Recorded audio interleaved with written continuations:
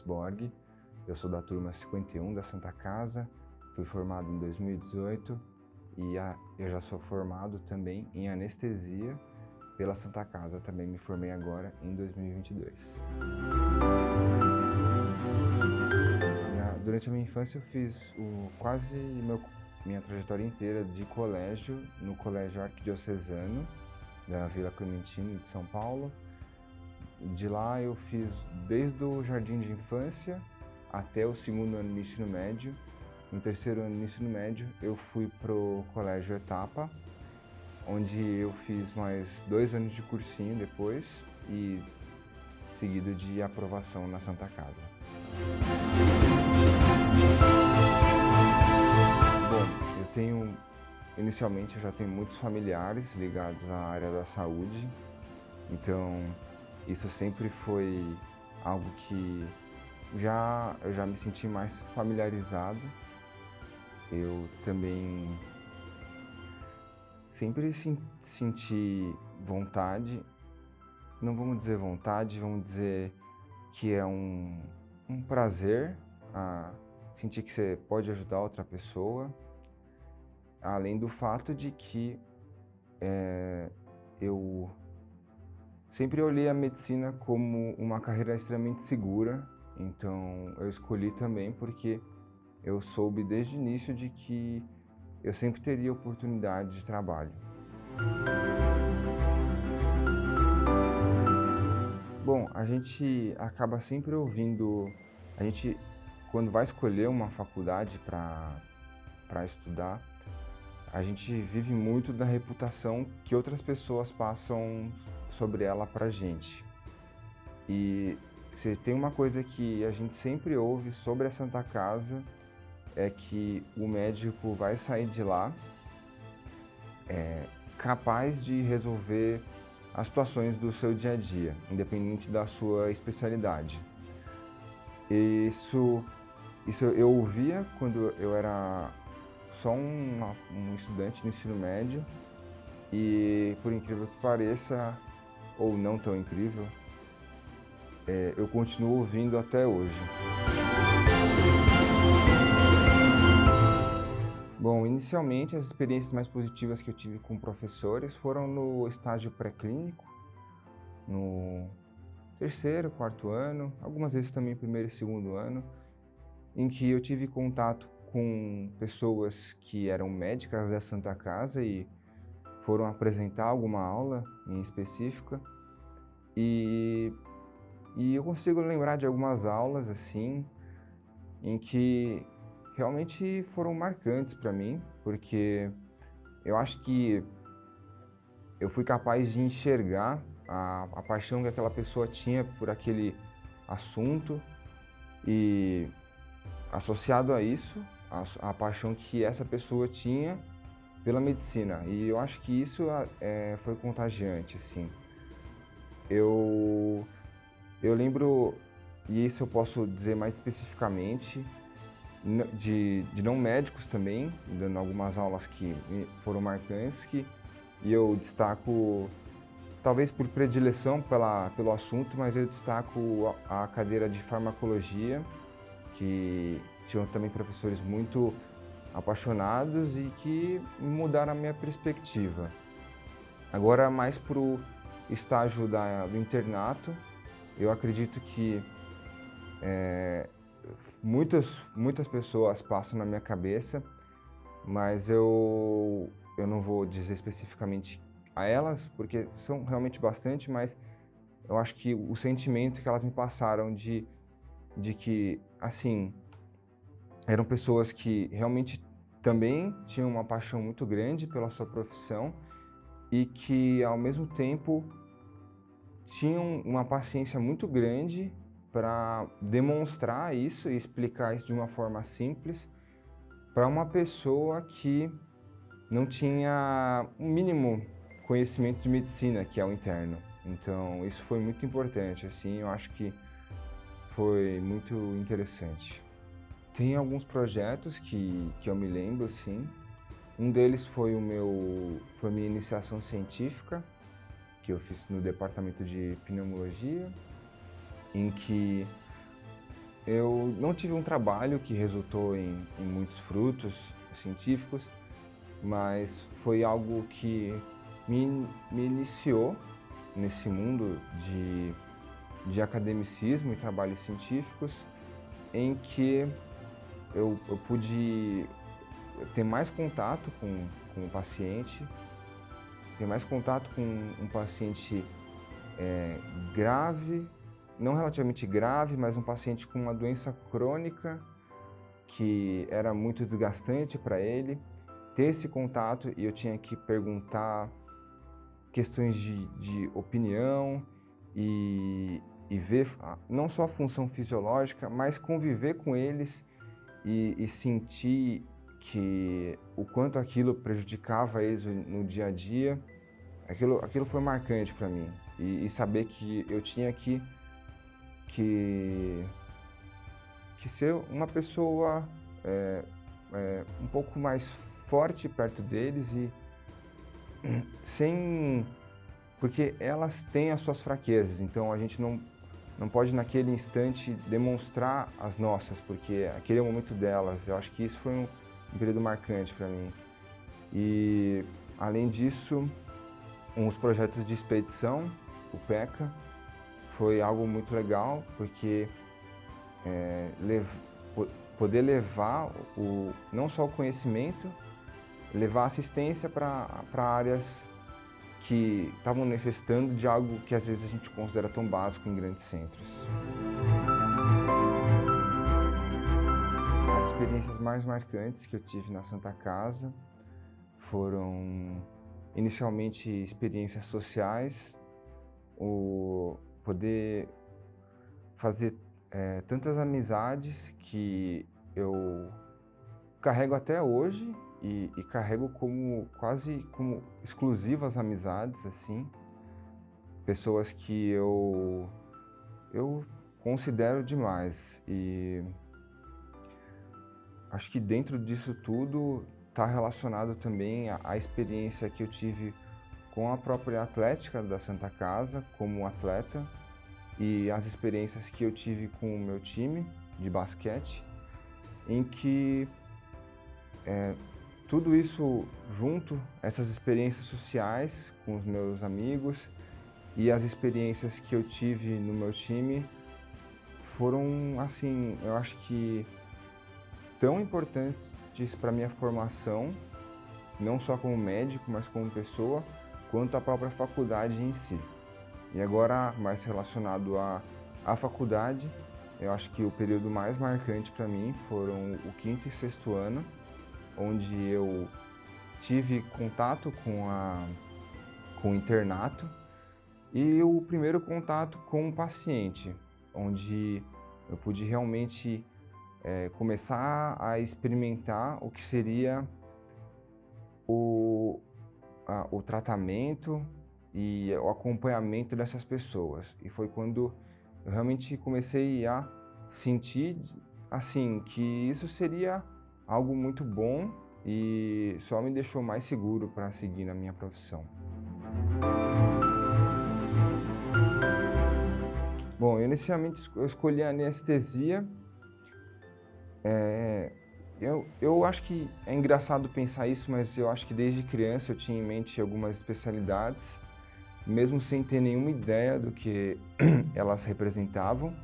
E eu sempre tive em mente 2 especialidades, que eram anestesia e ortopedia. Eu acabei escolhendo anestesia e eu acho que foi muito porque eu me ligava muito ao assunto. Eu sempre fui uma pessoa muito conectada com fisiologia, muito mais do que questões de anatomia. Muito interessado em farmacologia também. E eu acho que isso foi uma opinião que me fez ser levado a isso. Hoje em dia eu vejo que muito, com certeza, não envolve só fisiologia e farmacologia, com certeza envolve muita anatomia também, mas foi uma visão que eu tinha anteriormente para ter essa escolha. E, além disso, talvez o fato de que eu me sentia mais à vontade no centro cirúrgico durante o internato.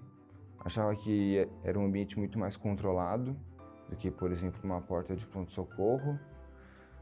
E, além disso, eu acredito que para a escolha ter sido só isso. Eu enxergo muito, eu vejo realmente aquela imagem de que eu tinha antes da faculdade, de que o médico formado na Santa Casa seria um médico resolutivo. Ela permanece hoje em dia e ela não só permanece, como eu enxergo que é verdade. Eu realmente enxergo isso e eu vejo as pessoas formadas na Santa Casa e como elas conseguem realmente ser diferentes das outras pessoas. A formação como eu posso dizer, acadêmica, puramente acadêmica e científica é um tanto quanto deficitária, na minha opinião. Se você for comparar com algumas escolas próximas, assim, como por exemplo, talvez Unicamp ou o próprio Unifesp e USP, mas eu com certeza vejo muito mais determinação e garra. Eu acho que e não só determinação e garra, mas eu acho que assim, resolutividade pura e simples, assim, e de condução de casos que o médico da Santa Casa apresenta. Eu sinto isso, mesma resolutividade, e eu enxergo isso hoje em dia porque eu enxergo que eu não vejo nenhum dos meus colegas fora, nem anestesia e qualquer outra profissão, carentes de serviço, carentes de boas instituições que eles possam trabalhar, carentes de opção. Eu acho que todo mundo que se forma na Santa Casa e é minimamente aplicado, né, na arte da medicina, está bem, muito bem, e é um bom médico, sim. Eu sou recém-formado em anestesia, me formei agora, no ano de 2022, e agora eu trabalho como anestesista. Um desses lugares é como assistente, aqui na Santa Casa mesmo, no centro cirúrgico principalmente, ajudando e assessorando, acompanhando os residentes. E fazendo uma especialização, uma pós-graduação no INCOR, que é basicamente de cirurgia cardíaca e métodos de monitorização avançado cardiovascular. E alguns trabalhos em clínicas de cirurgia otorrino, plástica, oftalmo, mas principalmente meu foco atual é especialização e meu trabalho na Santa Casa. Eu acho que um dos primeiros desafios que eu encontro hoje em dia, inicialmente, para a medicina como um todo, é o receio da punição jurídica e os cuidados que a gente precisa tomar em relação a isso, em relação a como o nosso paciente, ele já é uma pessoa que tem um contato prévio com o assunto por outros meios e pode desenvolver alguma suspeita em relação ao nosso trabalho. E por mais que a gente não seja mal intencionado, o próprio erro médico pode levar a essas punições, então é algo que eu, graças a Deus, não tive que passar ainda, mas com certeza é um dos assuntos mais comentados, se você for pensar em receios de ser um médico. Um outro desafio que eu encontro hoje em dia é mais relacionado à anestesia, em que a gente precisa, em alguns serviços, na minha opinião, em alguns, quando trabalhando em hospitais muito grandes, em serviços muito grandes, conciliar a profissão médica e os cuidados que você tem que apresentar para o seu paciente, sempre, em qualquer horário, e tentar conciliar isso com as demandas de um sistema que acaba cada vez mais por exigir produtividade sem fim e, assim, que, ao meu ver, tem fins monetários e muitas vezes não se preocupa com o verdadeiro bem-estar do paciente. Então, isso é algo que tem me deixado bem incomodado às vezes e já até saí de um hospital por causa disso. E isso é algo que é um dos maiores desafios para mim. Outro desafio, eu acredito que seja ser capaz de lidar com a carga horária e conseguir oferecer o serviço médico de forma adequada para todo mundo, da mesma forma. Porque hoje em dia eu enxergo que o anestesista, ele tem uma visão muito boa dentro da cirurgia do paciente, mas eu acho que para ele ser mais completo, ele também precisa ter um conhecimento de como o paciente chega e de como o paciente vai sair da sua cirurgia, porque isso vai influenciar, assim, considerando o pré-operatório, isso vai influenciar como você vai conduzir a cirurgia dele. E eu acho que para algumas complicações pós-operatórias, o anestesista é o mais indicado para resolvê-las, principalmente os casos de dor. E hoje em dia isso acontece em ambientes muito específicos, não é a regra.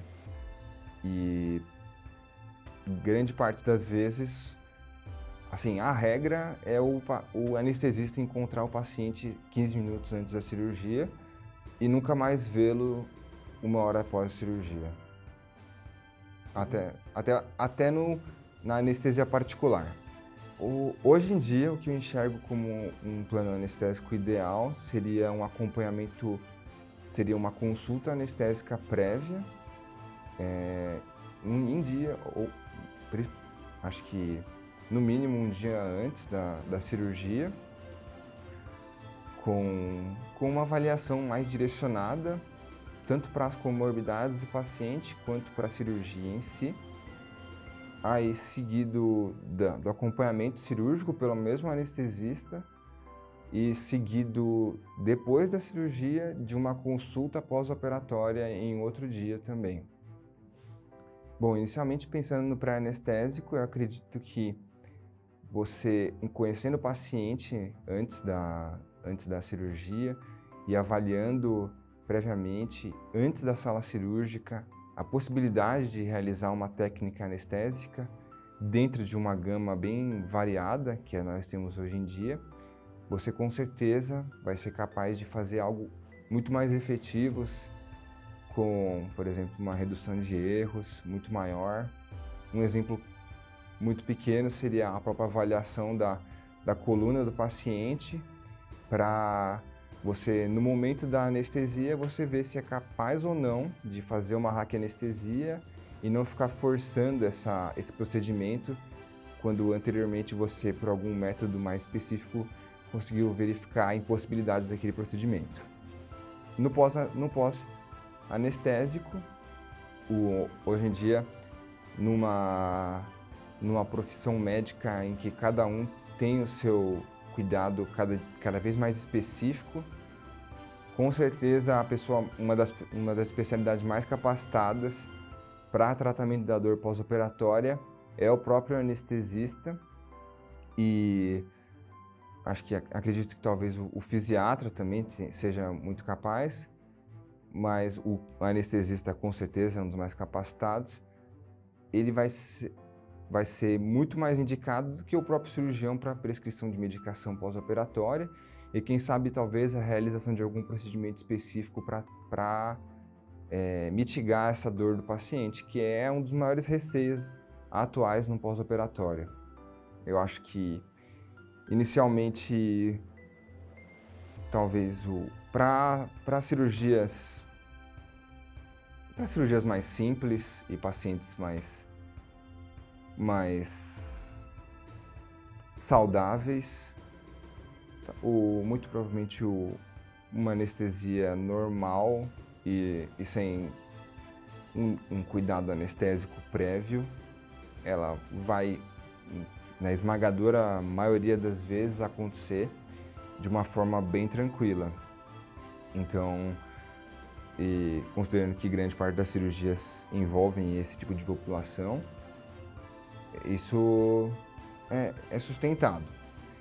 Segundo, que eu imagino que, bom, pelo que eu imagino que eu tenho que fazer para chegar onde eu quero, não serão todos anestesistas que têm uma formação para isso, porque o anestesista se forma e ele não faz uma especialização depois da anestesia, então ele tem uma formação básica, apesar de ser totalmente suficiente, para o que eu enxergo hoje em dia, assim, suficiente, mas não ideal, né? E então você não vai encontrar todo anestesista fazendo isso, você não vai encontrar todo anestesista também disposto a fazer isso.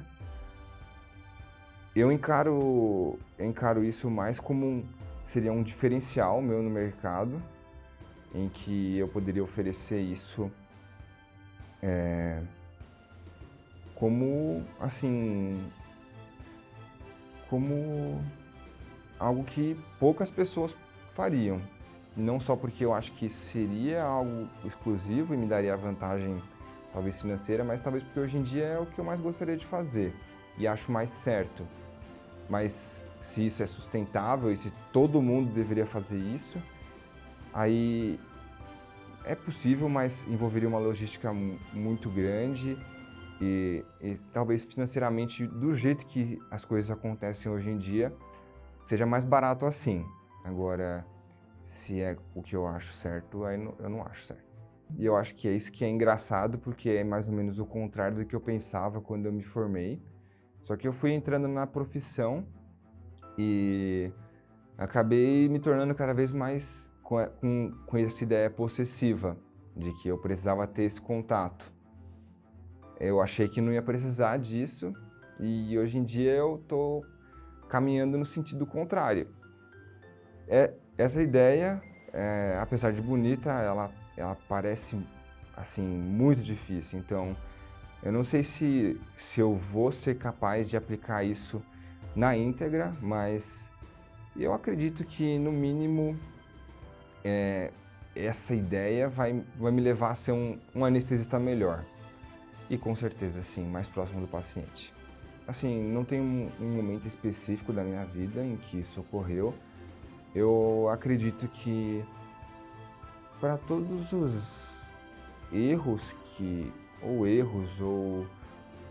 ou intercorrências que acontecem no meu dia a dia de profissão, eu acho que sempre passa pela minha cabeça o que eu poderia ter feito, né?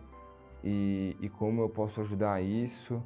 E acho que mais importante ainda que isso é a dor que me passa por não ter feito aquilo da forma mais confortável possível para aquela pessoa. Acho que eu realmente me incomodo muito de saber que aquela pessoa está sofrendo e que eu ou tive responsabilidade nesse sofrimento ou não fui capaz de alguma forma de mitigar isso. Então, isso me fez buscar, ou está me fazendo buscar, né, formas de fazer esse cuidado melhor. Então, essa é a minha saída hoje em dia. Mas como vocês podem ver, a minha perspectiva mudou bastante sempre. Então, mas no fundo, o que eu sempre busco é um cuidado melhor. Sim, com certeza. Eu acredito que, assim, hoje em dia eu enxergo que o contato prévio pode mudar isso. Mas acho que o que eu acho que a cerne da questão se encontra basicamente num maior conhecimento. Então, eu poderia basicamente ser um anestesista mais inteligente do mundo, talvez, e nunca ver o paciente antes, só na hora da cirurgia e fazer, sei lá, uma anestesia muito boa e não ter que passar por tudo isso, mas, assim, eu acho que hoje em dia, assim, por mais que eu goste muito de aprender, realmente é muito difícil aprender tudo que eu quero. Então, eu acredito que, assim, encontrando o paciente antes e me preparando para o que vai vir depois, né? Conhecendo ele, eu consigo direcionar meus esforços, né? E aí, eu acho que talvez eu consiga poupar o tempo de ser uma enciclopédia humana, talvez. Independente do que você gosta de fazer na faculdade, independente de qual seja o que mais te atrai, sendo acadêmico, sendo esportivo, sendo social, eu aconselho que você tente viver o mais intensamente a faculdade e tente pôr à prova aquilo que você realmente acredita, independente de qual seja a sua perspectiva. Ela pode se alterar mais para frente, mas você simplesmente só vai saber vivendo isso.